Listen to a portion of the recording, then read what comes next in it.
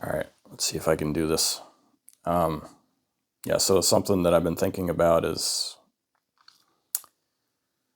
relationships, and why one of the big motivating things that often makes us seek relationships. And I think often what makes us seek relationships is attachment wounds, essentially. And we try to fill the things within us where we felt injured, and places where we felt a void and we felt alone. And and I think a big one is we sort of want relationships where we can kind of relax and be ourselves and not feel judged. But that, I think, can be a problematic approach to relationships, because we want this person in our lives who's going to make us feel accepted and make us feel loved, perhaps the way a mother would make us feel loved and accepted. For me, since my mother passed away, I can see how that is like a major thing that has been a void within myself, is this feeling of love and acceptance that is, it's really not something that is it's not that other people can't really give you some of that feeling, but the instinct to provide that is really just going to be your mother, essentially. And I think and it doesn't just apply to my personal sort of injury and different injuries that I've suffered. I think a lot of people have different things that occur to them that in their lives where if they've had a distant relationship with their parents, and or they didn't have a father growing up, or all sorts of things, or they had chaos or neglect during their infancy and stuff. And so what we are searching for in relationships is often sort of where we feel injured, and where we feel like we weren't accepted and we weren't loved, and we sort of want that to be, we want somebody else to sort of validate us, and we want that love and acceptance from somebody else, and we want that sort of lack of judgment from somebody else. And so to get away from this feeling of being judged, we're seeking somebody else's approval. And the problem with that is even if we find that person who approves of us, that doesn't mean that this feeling of disapproval inside of us is now goes away, because no matter how much another person approves of us and doesn't judge us, if we haven't really looked at the real person that is actually judging us behind the curtain, is ourselves. And it might be true that the entire world is against us and does judge us, and maybe we are the type of person who is some kind of taboo, has some kind of taboo personality, that just won't be accepted. But even then, it's still only to the extent that we've internalized this feeling of judgment from the world and from others, that we feel judged.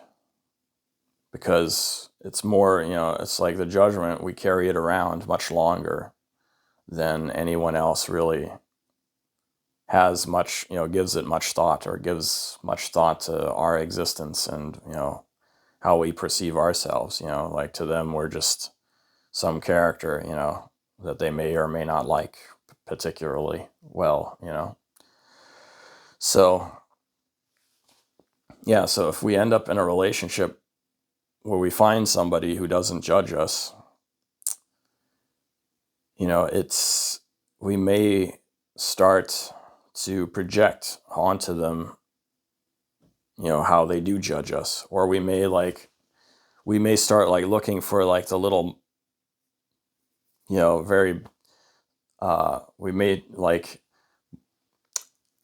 in the small ways that they judge us, we may like magnify on those, and then we feel like, oh my God, like I don't feel accepted, I don't feel totally loved and accepted in every way by you. But really, that's coming from this internal hypervigilance of like, feeling like there's some part of myself that I'm uncomfortable being with, and that I'm like going to the outside world to, solve that problem for me of something that exists internally.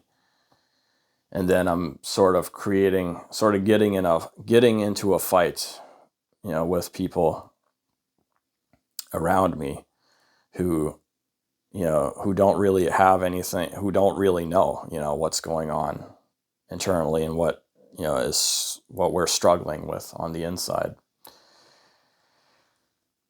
And so it's like, I think it happens so often in a relationship, like we're in relationships, arguments usually arise, not so much because of some, because of like the obvious or the surface level thing that, the argument is supposed to be about, but really because like both people are,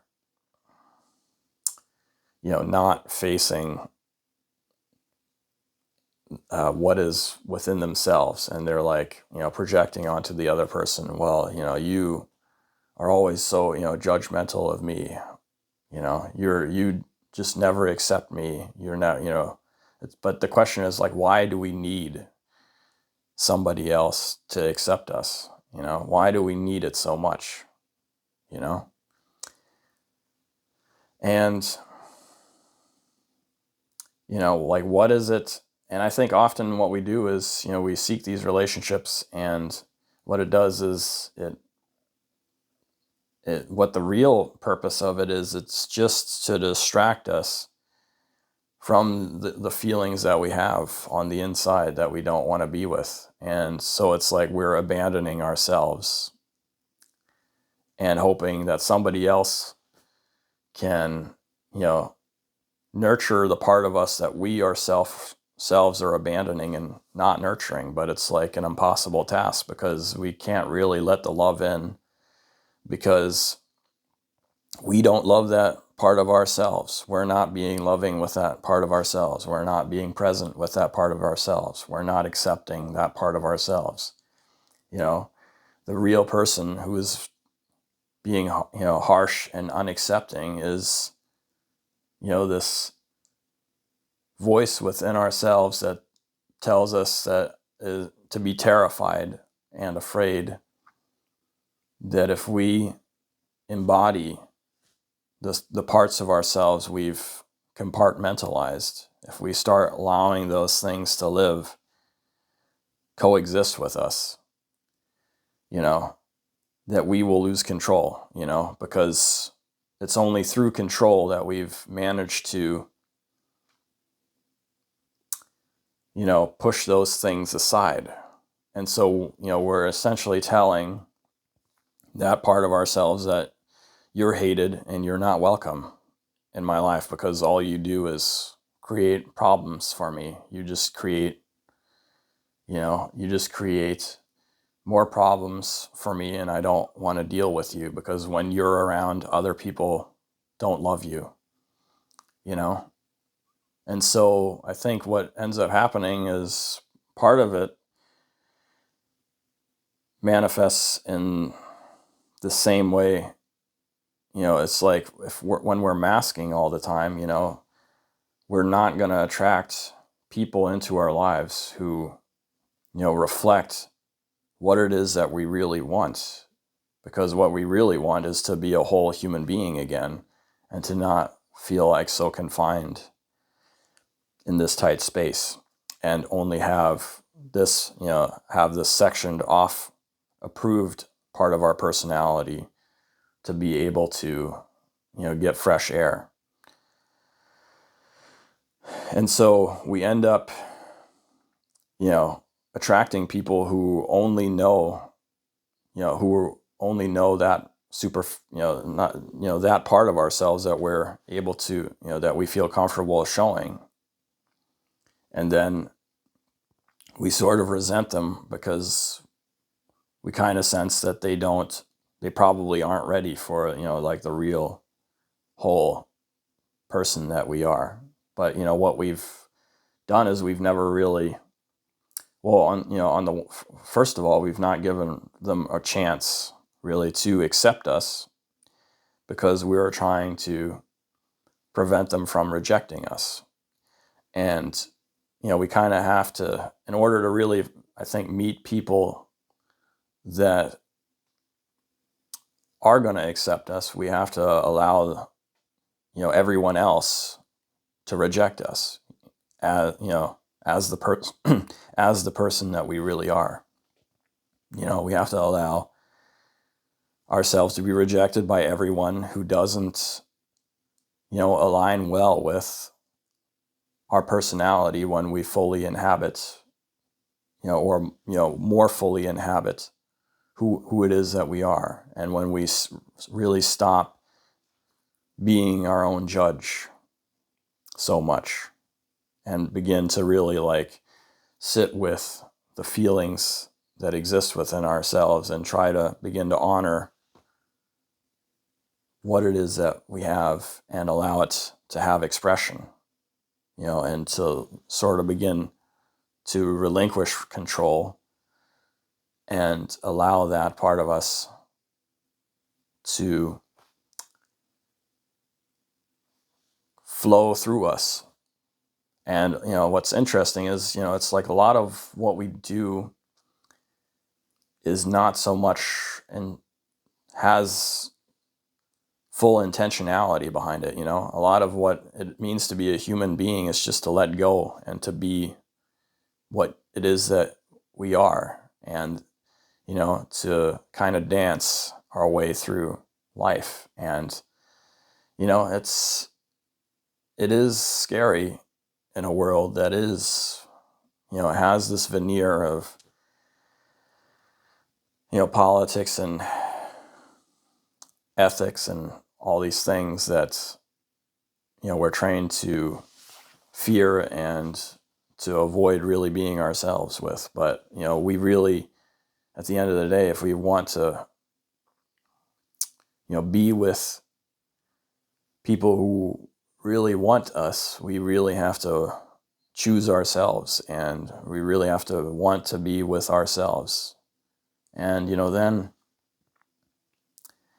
and you kind of have to accept the fact that maybe there is nobody in this world. Maybe there is nobody in this world who will like you, Maybe there is nobody in this world who will like you. But masking and finding people who don't like us is not the solution to filling the void within ourselves and to feel like, we're being given this, person who's not going to judge us, because we're always going to feel judged by people who we mask, who we mask for and who we deceive in order to keep them around. And, we kind of have to be okay first with just being present with ourselves and okay with enough with ourselves. And, I think something really magical happens when we do that, because I think a lot of joy is locked away, within those parts of ourselves that we don't accept. And when we really begin to start accepting what it is that we are and what it is that lives inside of us, and, we begin to realize, well, God made me this way, and God thinks it's okay that I am this way. And yeah, it's like not something that's easy to translate to other people, but, I'm going to be here for it, and I'm going to be the one who tries to understand who is this person that lives inside of me, and how can I help him, him or her, to express what it is that needs to be expressed, like what emotions am I holding in, what fears, what are the things that I'm afraid of facing, within myself, what is it that would ordinarily be a natural thing for a human being like me to do if I wasn't so afraid of being myself. And so, yeah, I think, it does, you do begin to feel, this, bliss begin to unlock itself when you really let go of the need, for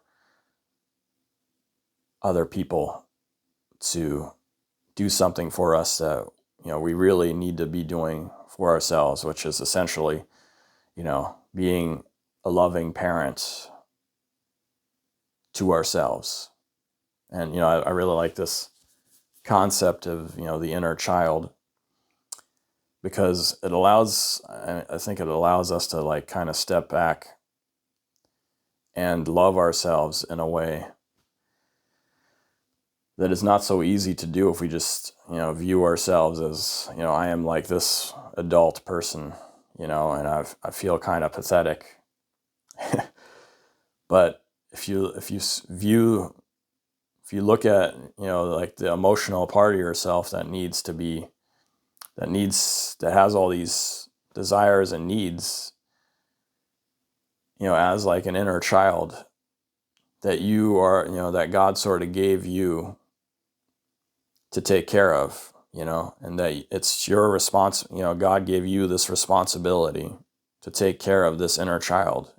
And then by learning to take care of this inner child, what you're beginning to do is you're unlocking the joy from the inner child, but you're also learning how to be a loving parent. Because the child, paying attention to the needs of the child, teaches you how to be a better, more loving person. And by doing it for yourself, then you become less judgmental of other people, and you begin to be able to do it more for others. And then you're not like meeting, people in hopes of getting something from them. You just see who they are and, their inner child that's suffering. And, whatever way it is that you can help them, it can be a joy to give to those who let us in, like being a responsible parent, for others, the people who end up in our lives that feel sort of where there's like a mutual calling to be with each other, those people, we do, sort of adopt the people that we invite into our life, like every real, relationship that has a deeper level to it is sort of like an adoption. And you like, and we can sort of be the parent for other people, at times, when they're struggling. And that's a really beautiful thing to be able to do, is to love somebody and to help them, find what it is on the inside that they're struggling with, and to like give them the acceptance, because, we've done the work and we're not afraid of challenging emotions, and it's very rewarding to see growth in others, and it's very rewarding to, see growth within ourselves. And, it's not like, any of us really need somebody else, I mean, we're all social creatures and we like the company of others, but, what we really need is to become better parents, for ourselves first. And then it doesn't really so much matter, what state the world is in. It only matters that we're doing, that we are courageously being present with what needs to be attended to in our lives. Forget about the rest of the world. Forget about politics. Forget about the future and the fate of humanity. That is something that can only change if enough of us begin to wake up to what really matters, and to be more loving to ourselves first. And then, from that place, from a place of wholeness, then we can begin to really make changes in the world. Because if we're always running on empty emotionally, no matter how well-intentioned our decisions are, it'll all go to shit, because, the shadow will always reveal itself in those who do not pay attention to what is on their inside, and they'll always create destruction and chaos, because they're always looking to fulfill some void with something that doesn't belong there. And so, people seek power, people seek, addictions, people seek habits, and, people seek to use others, and, they convince themselves that it's from an ethical place. But really what they're doing is avoiding who and what it is that they are. And so, if we want to find that person that doesn't judge us, we really need to find that person within ourselves, and to really not judge the true reality of the really, the difficult emotions that sometimes live inside of us, and the different characters, that exist inside of ourselves. And we kind of have to make peace with not just the pleasant part of ourselves. And, it's like a lot of people, when they describe themselves, they may have all these positive attributes that they're describing when they're trying to like apply for a job or something, or convince somebody else to be in a relationship with them. But the parts they're leaving out is like, all the difficult parts, all the darker parts, the parts that they don't really want to look at, we don't present that quite so readily for others. And it's not like we have to, it's just that we need to be able to look at it ourselves and not forget that those things exist within us, and we're not fooling anybody if we are, trying to fool ourselves. So anyhow, just some thoughts, some contemplations. I'm feeling really magnificent for the last 2 days. I'm sleeping better than I have in a long time. I quit drinking so much caffeine. I'm down to about one, cup of tea in the morning, and that's about all the caffeine that I've been having.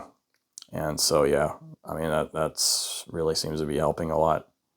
And just getting really good rest, is amazing,